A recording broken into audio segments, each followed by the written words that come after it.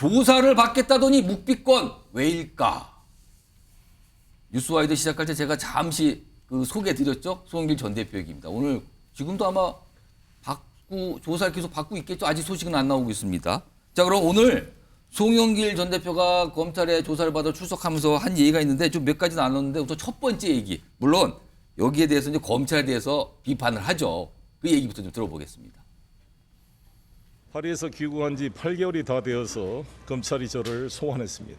정당 내부 잔치인 2년 전 전당대회를 가지고 특수검사가 인지수사하여 현역 국회의원을 구속시킨 것은 헌정사상 초유의 일입니다. 검찰과 독재는 두려움을 먹고 살합니다. 쫄지 맙시다. 헌법이 부여한 방어권과 저항권으로 헌법을 회복하기 위해 당당하게 맞서 싸워나갑시다. 끝내 이기는 날까지 흔들림 없이 나아가겠습니다. 표현 들으셨죠? 쫄지 맙시다. 굉장히 인상적인 표현을 썼어요. 그런데 사실은 지금까지 송영길 전 대표가 얘기한 걸 보면 오늘 소환 조사는 송영길 전 대표 입장에서 정말 원하던 조사 아닐까요? 그동안 본인 좀 제발 불러서 조사해달라. 그리고 2번이나 검찰청을 찾아갔어요. 조사해달라고. 그래서 한 얘기들이 있거든요. 그 모습 좀 확인해 보시죠. 제가 귀국하면 검찰은 저와 함께했던 사람들을 괴롭히지 말고 바로 저를 소환해 주실 것을 부탁드립니다. 검찰 조사에 적극 응하도록 하겠습니다. 주위 사람을 괴롭히지 말고 저 송영길을 구속시켜 주시기 바라겠습니다. 2년 전 전당대회를 가지고 소환해서 정치적 기획 수사를 하는 것은 해도 너무한 일이라고 생각합니다. 지금이라도 검찰은 비겁하게 저의 주변 사람들을 불러다 억지로 진술을 강요하고 민주당을 이간질시키고 국회의원들을 구속영장 청구할 것이 아니라 저 송영길을 소환하여 구속영장을 청구해 보시기 바랍니다.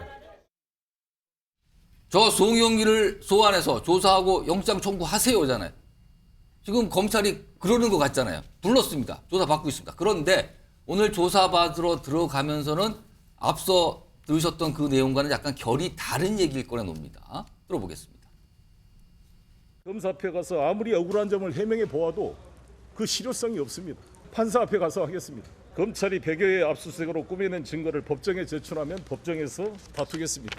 묵비권에 대해서 계속 아마 종편에서도 패널분들이 나오셔서 왜 송영길 그렇게 소환 조사해달라 그러더니 정작 와서 묵비권을 행사하느냐 이런 지적과 비판이 있는 것으로 알고 있습니다. 근데 제가 검찰 소환해달라는 것은 제가 검찰 조사에 협조하겠다 이런 말을 한 적은 한 번도 없습니다. 불리한 것을 조작해서 나를 죽이려고 그럴 경우에 내가 왜 검사 앞에 가 진술해야 됩니까? 송영길 전 대표가 무슨 방송 패널분들 얘기했잖아요. 지금 그러면은 윤희석 대변인이 그 패널이신가요? 이거 오늘 어떻게 봐야 됩니까? 지금 이 상황을? 예, 제가 조목조목 다시 비판을 해드리면 되죠.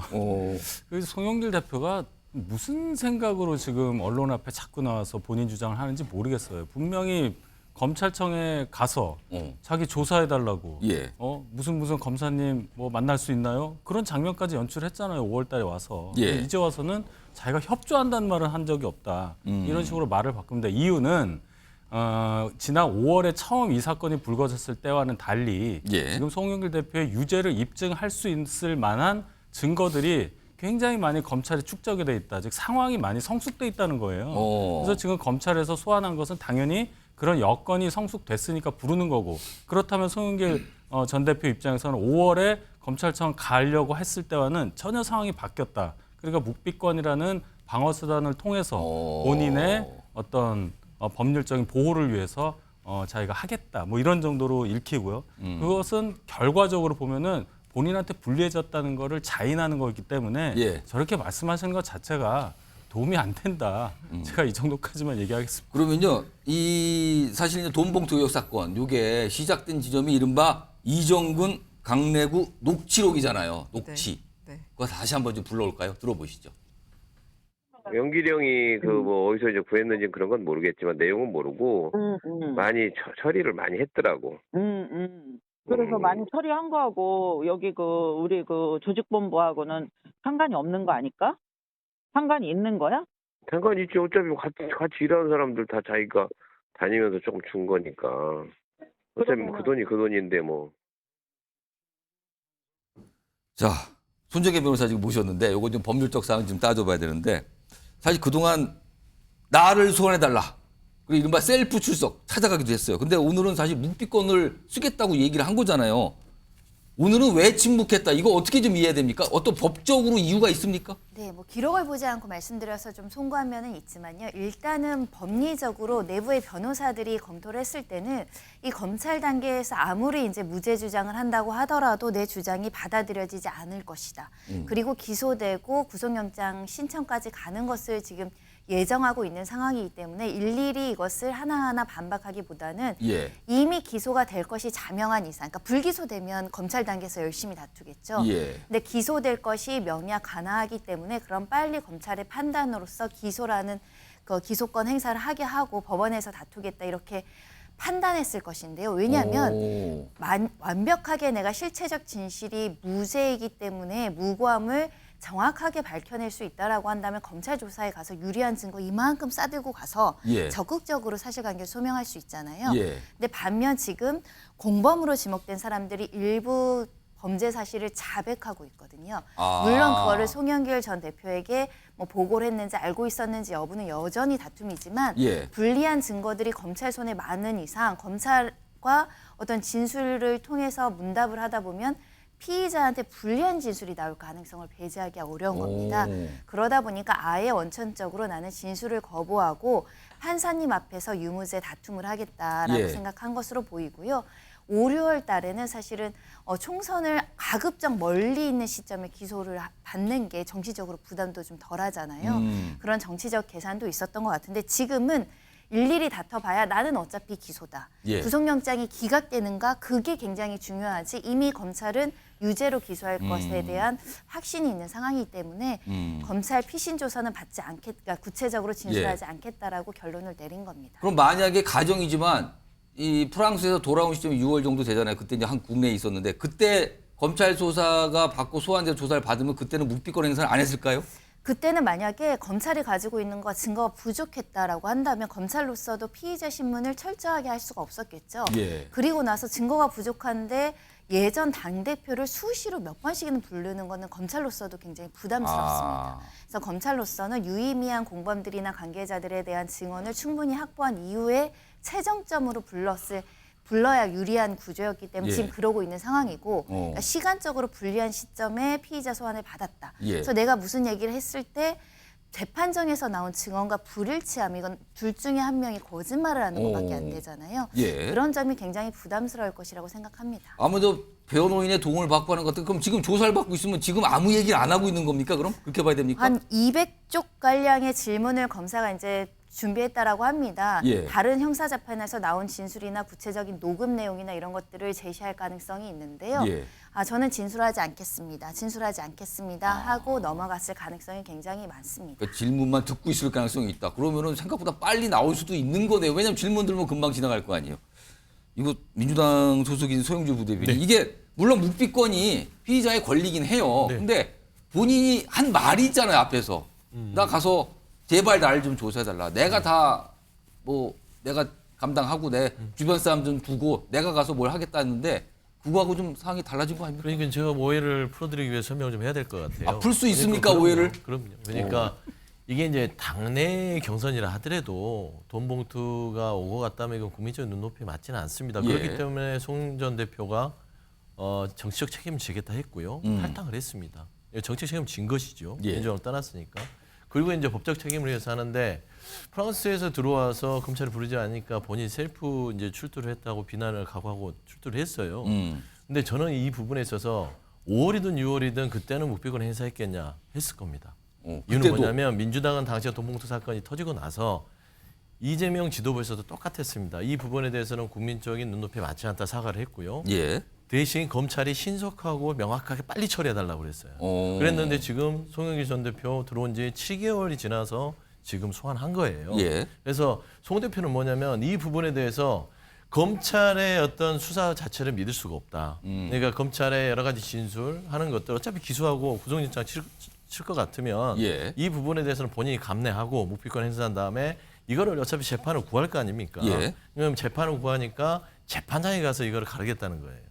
결국에는 시간을 빨리 끝내고 싶었던 겁니다. 그러니까 5월에 끝내고 싶었던 거를 지금 12월까지 온 겁니다. 예. 입장은 똑같습니다. 그래서 송 전 대표는 지금 결국에는 검찰의 진술 자체가 지금 현재 뭐 증거로서 인정이 되지 않는 상황이지 않습니까? 재판장에서는 예. 재판에서 얘기한 것만 증거가 되기 때문에 결국에는 지금 수사기관의 무리한 부분에 있어서 그거에 응할 필요도 없고 예. 나의 방어권을 최대한 하려면 검찰에서는 더 이상 나와는 얘기할 게 없다. 그래서 묵비권 행사해서 빨리 기소해서 재판에 구해지면 재판에서 끝내야 본인도 정치적 부담 빨리 털 거 아닙니까? 예. 그걸 5월에 끝낼 걸 지금 12월이 된 거예요. 그래서 이거는 앞뒤가 바뀐 게 하나도 없습니다. 그때 가서 빨리 나를 기소하고 구속시켜라. 예. 이 입장은 변한 게 없다. 검사 얼굴보단 판사 얼굴 빨리 보고 싶다 뭐 이 얘기로 그렇습니다. 들리기도 그 하는데요. 네. 그런데요.